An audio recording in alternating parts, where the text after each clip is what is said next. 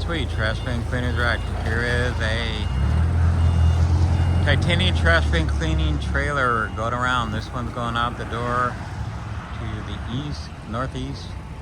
It had the 37 horse hot water power washer, front doors, roof, rear panel. It's a winterizing package for northern waste haulers and contractors who want to work throughout the winter time.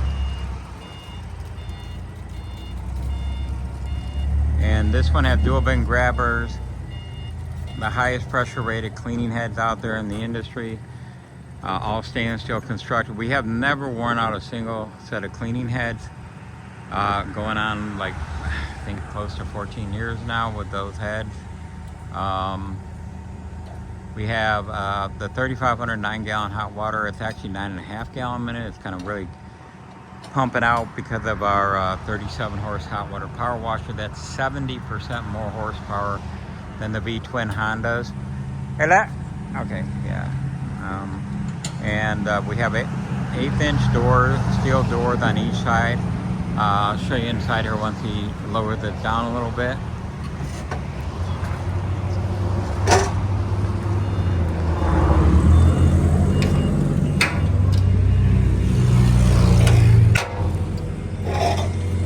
Other than the set of front doors, we've got all the controls up front here for everything. Actually, 37 horse hot water electronic fuel injected engine, 5,000 watt onboard generator, triplex plunger pump, vacuum and recycling system switch up front. We also have the interior lights, which will pop on already, strobes and vacuum transfer pumps, breakers all up on the control box that we manufacture. This is the baddest hot water power washer in the trash bin cleaning world. We also have a standard inlet and high pressure hose reel. The roof includes an exhaust diverter through the roof, roof panel that are removable.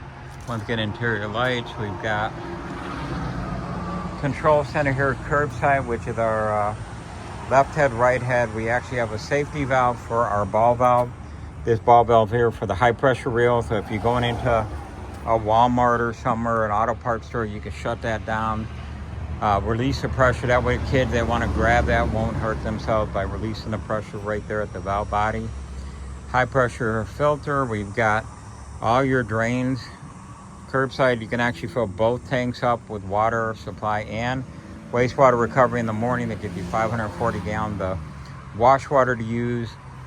Once you get it full, you split the tanks. Now you've got one supply tank, 271 wastewater recovery, but you got a total of 540 gallons of water with you. Then we've got the dual bin grabber. We use a heavier duty lifter assembly on these. You can see they're double armed and super heavy duty instead of a single post. We run the amber safety strobe lights on the bottom along with the strobe on top. We've got a 50-foot retractable reel for our chemical sanitizing system. Hydraulic power packs covered. We have the holy grail of filtration system. This is just part of the wastewater filtration system. This is 6 out of 17. They're all washable, reusable filters. Each filter lasts 6 months to a year. We actually manufacture this setup here. And also the hot water power wash is custom built monstrosity.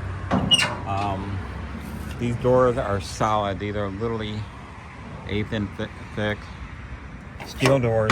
We don't use aluminum. Then we do on the front doors. But when it comes to everything else is extreme heavy duty custom paint. I'm sure you've seen this color before out there in the waste world.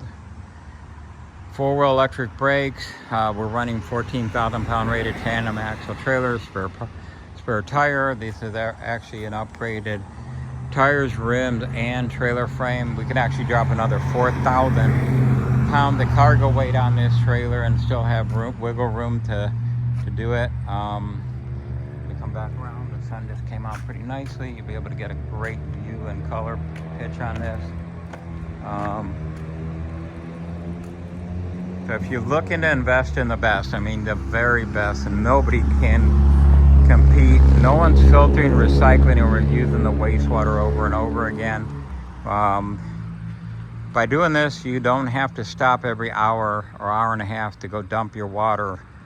Dumping your water does not mean RV dump sites at truck stops. As stupid a place to do that kind of illegal dumping at the truck stop, because you might as well dump in front of a police station, because every state trooper in the area, police officer that passes by, DOT agents, environmental agencies, they all hit those, and if they see you parked in front of an RV dump site for recreational vehicles, campers dump, and you're dumping commercial affluent called industrial, liquid industrial byproduct. One guy found out he got a $13,000 fine for doing that. He was told by the manufacturer that's where he should do it. Don't believe everybody out there. There's a lot of con men in our industry. Be super careful. I wouldn't have gone through 17 stages if I didn't know what I was doing. City of Anchorage, Alaska owns one of these, what ran through the EPA and Public Works, Water and Sewer Department there all day long, running doing tests on this thing. Same with Springfield, Mass, other waste companies, and we actually help a lot of individual contractors get big contracts. We helped a lady get a $347,000 contract for a sanitation department for Polk County, Florida. They were going to spend $2.3 million replacing these extremely filthy trash carts. Instead, they were able to restore them at a fraction of the cost. They netted a $2 million savings, which actually goes a long way, since they had already allocated those funds to go to the new trash cart. So that was Hail Mary at the end of the whole deal. I met them at a trade show, Waste Expo, and they were excited to bring one of my clients in there, which we actually brought our client down to go, we gave her the lead contact info and made sure she was able to handle it.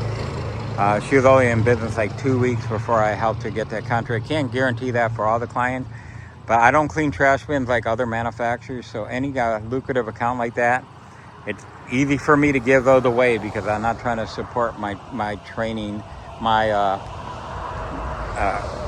fleet of trash bin cleaners. You know, shouldn't even be able to bid on stuff against people that they've sold to. So if you're looking to invest in the best, we do